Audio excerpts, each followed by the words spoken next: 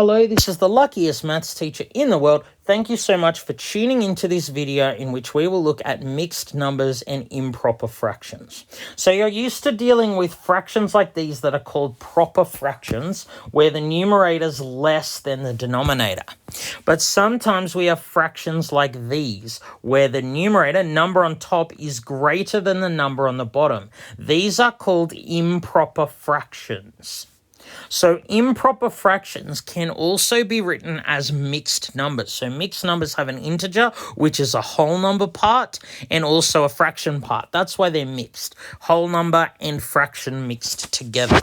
So what we need to be able to get out of this video is how to convert between fractions that look like this and numbers that look like this. How can we write an improper fraction as a mixed number or go from a mixed number to an improper fraction?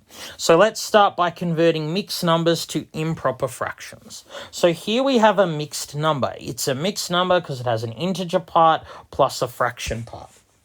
So this is how you go through. So you take the integer, the whole number part, multiply by the denominator and add the numerator. So 1 times 4 is 4 plus 3 is 7. That number becomes the new numerator of the improper fraction. 1 times 4 plus 3 is 7. And you keep the same denominator. Whenever you're going between improper fractions and mixed numbers, it doesn't matter whether you're going mixed numbers to improper or the other way around, you always keep the same denominator. So 1 3/4 is equal to 7 over 4. Both of these have the same value, 1.75. They would occupy the same position on the number line. They're just written in a different way.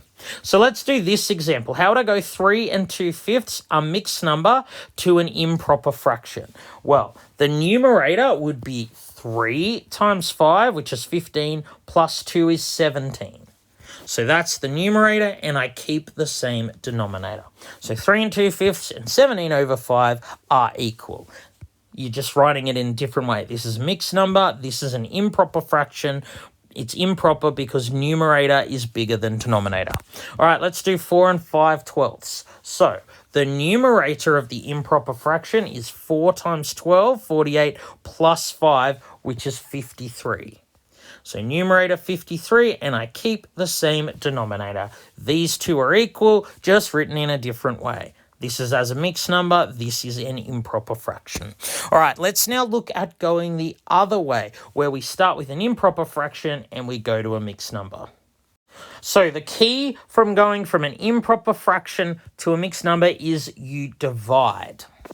So remember, these fraction lines mean divide. So 22 over 7 means 22 divided by 7. So we say, how many times does 7 go into 22? Well, it goes 3 times, remainder 1. So the remainder becomes the numerator, and we don't change the denominator. The denominator here is 7. I keep the same denominator. So 22 over 7 and 3 1/7 are the same number. If I did the trick on the previous slide here, 3 times 7 plus 1, I get 22, and they have the same denominator. That's how you can check your answers. Okay, let's do this one. 95 over 8. Well, this means 95 divided by 8.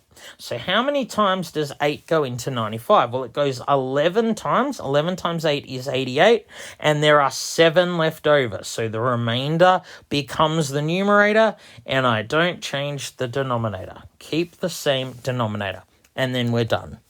All right, thank you so much for tuning into this video. This has been the luckiest maths teacher in the world. Have a great day.